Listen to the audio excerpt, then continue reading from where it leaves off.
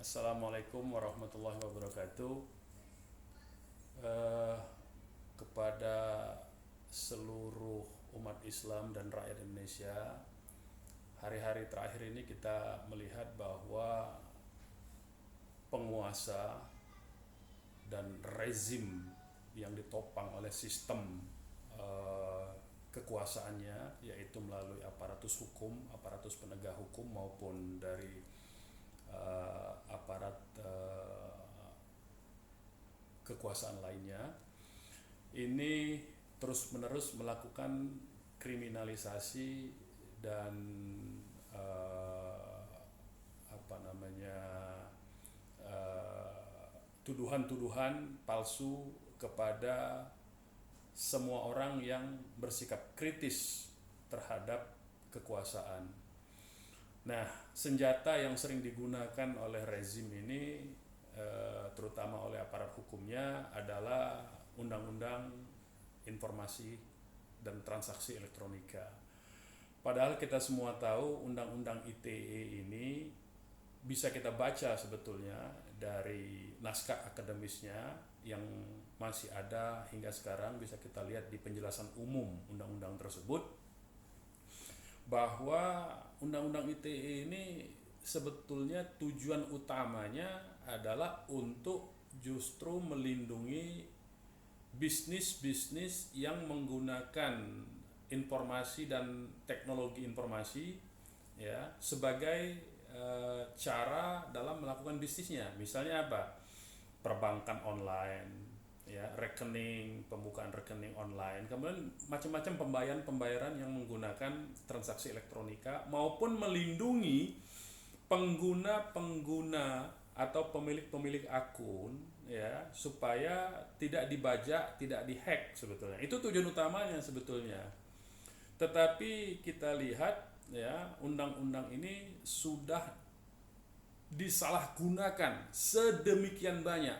Jadi bukan lagi untuk melindungi akun-akun pemilik akun yang sah, ya, baik itu pemilik akun Facebook, pemilik akun Twitter, ya, maupun perusahaan-perusahaan dan perbankan yang menggunakan sistem pembayaran elektronik, ya, misalnya e-banking segala macam.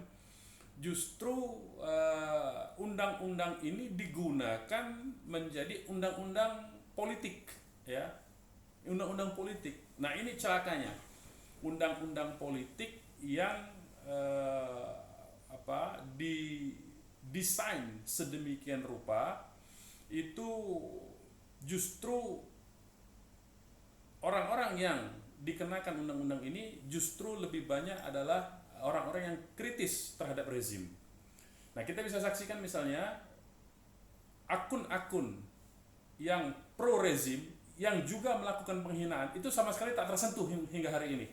Tetapi akun-akun atau orang-orang yang bersuara kritis melalui media elektronika ini justru mendapatkan ancaman yang luar biasa keras dari aparatus penegak hukum. Nah, inilah letak penyalahgunaan dari undang-undang yang ada, saya kira. Oleh karena itu sebetulnya kita semua harus mengembalikan undang-undang ini kepada fungsi dan tujuan di awal undang-undang ini dibentuk. Tidak boleh undang-undang ini menjadi undang-undang transaksi politik dan transaksi kriminalisasi, ya. Ini harus dikembalikan untuk melindungi pemilik akun. Kita lihat sekarang ini banyak sekali akun-akun handphone, nomor handphone bahkan yang dihack dan dikloning. Nah, mestinya itu yang dilindungi, pemilik handphone yang dihack, yang dikloning, itu mestinya dilindungi untuk apa? Untuk supaya mereka aman menggunakan handphonenya, ada jaminan keamanan dari negara, ya, supaya nomor handphonenya tidak dikloning. Saya sendiri nomor handphone saya sudah beberapa kali dikloning, ya, sudah beberapa kali dikloning. Begitu juga tokoh-tokoh kritis lainnya seperti Pak Said Didu ini. Nah, saya kira ini yang mesti disadarkan kepada masyarakat luas, ya, bahwa undang-undang ini memang sudah disalahgunakan sejak lama, sejak rezim ini berkuasa, ya. Undang-undang ini atau sejak katakanlah kekuasaan oligarki ini menguat, ya, penguasa-penguasa modal maupun penguasa-penguasa politik ini berkuasa di Indonesia ini, maka undang-undang ini menjadi alat dan instrumen, ya, kita ingat ini pertama kali digunakan dalam kasus rumah sakit di daerah Tangerang waktu itu ya, salah satu rumah sakit di mana pasien atau katakanlah pasien yang komplain terhadap pelayanan rumah sakit itu justru dikenakan undang-undang ini. Nah, ini awal mula penyalahgunaan undang-undang ini oleh penguasa. Artinya memang undang-undang ini sangat ampuh digunakan oleh penguasa. Saya mau katakan sekali lagi, oleh penguasa. Tidak pernah ada satupun orang yang akunnya dihack, nomor teleponnya dibobol, di cloning, ya, atau pemilik akun yang sah ini yang atau katakanlah orang-orang yang melaporkan bahwa akunnya ini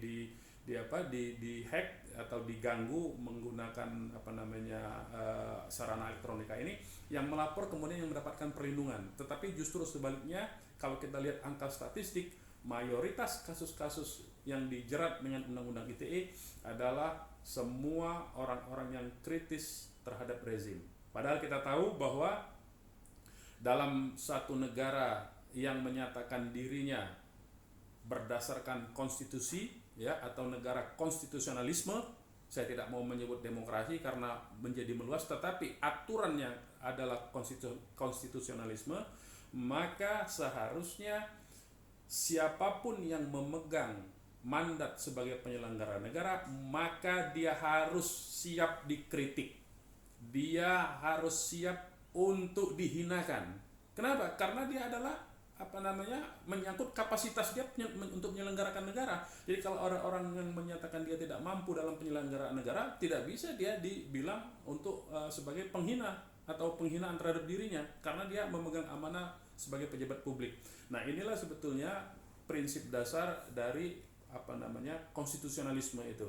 Siapapun juga yang menjadi pejabat publik, maka dia harus merelakan hak-hak pribadinya untuk dikritik, bahkan diperhinakan, ya. Nah, ini saya kira penting. Yang kedua, saya kira kita sudah banyak tahu bahwa Mahkamah Konstitusi ini sudah menghapuskan pasal penghinaan itu di dalam KUHP. Sepanjang tujuannya adalah untuk kepentingan umum atau untuk membela diri, maka dia tidak bisa dipidana. Nah, ini menjadi penting. Nah, kalau ada pihak-pihak yang menulis ada hak untuk dilupakan, itu urusannya beda. Jadi dia untuk dilupakan di mana? Di Google, di dalam dihapuskan trackingnya di dalam konteks yang disebut jejak digitalnya. Nah, ini dia salah tempat, ya. Hak untuk dihapuskan itu salah tempat menempatkannya, bukan untuk melaporkan orang, tapi justru dia harusnya meminta kepada provider penyelenggara jasa jasa elektronik itu untuk menghapuskan catatannya atau kritiknya di medsos tersebut, bukan dengan mengkriminalisasi orang. Jadi ini kekeliruan yang kedua lagi dari para pembela yang membabi buta ini, ya. Nah, saya kira kepada masyarakat semua harus dibangkitkan kesadaran kita bahwa ini undang-undang sudah banyak sekali disalahgunakan, dan ini harus segera dilawan dan dihentikan penyalahgunaan undang-undang ITE untuk membungkam suara kritis ini. Ini harus dihentikan dan harus dilawan. Demikian dari saya. Billahi taufik wal hidayah. Wassalamualaikum warahmatullahi wabarakatuh.